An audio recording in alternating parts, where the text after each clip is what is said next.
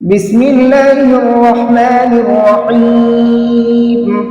تبارك الذي بيده الملك وهو على كل شيء قدير، الذي خلق الموت والحياة ليبلوكم أيكم أحسن عملا وهو العزيز الغفور، الذي خلق 7 سماوات طباقا ما ترى في خلق الرحمن من تفاوت فارجع البصر هل ترى من فطور ثم ارجع البصر كرتين ينقلب إليك البصر خاسئا وهو حسير، ولقد زينا السماء الدنيا بمصابيح وجعلناها رجوما للشياطين وأعتدنا لهم عذاب السعير،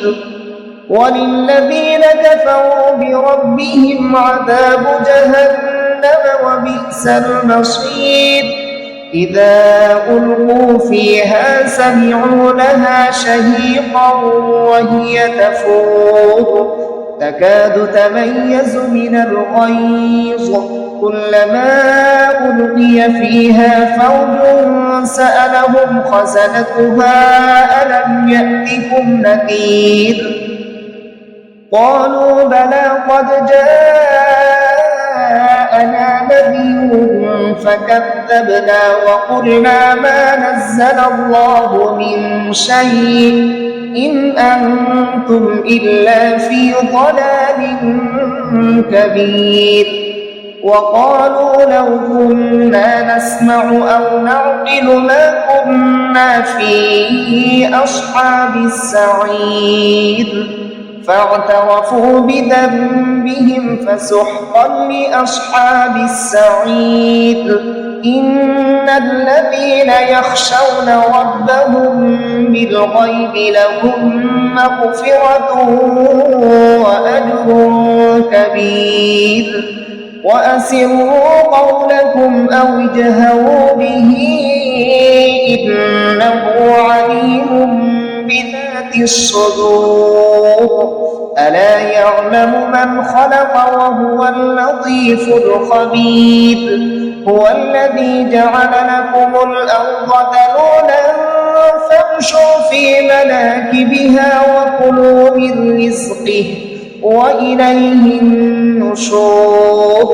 أأمنتم من في السماء أن يخسف بكم الأرض فإذا هي تمور أم أمنتم من في السماء أن يرسل عليكم حاصبا فستعلمون كيف نذير.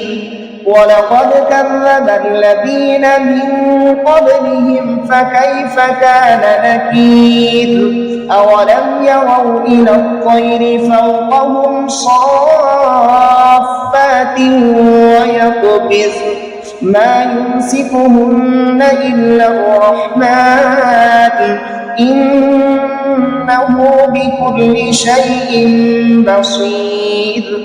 أمن هذا الذي هو جند لكم ينصركم من دون الرحمن إن الكافرون إلا في غرور. أمن هذا الذي يرزقكم إن أمسك رزقه بل لجوا في عتو ونفور.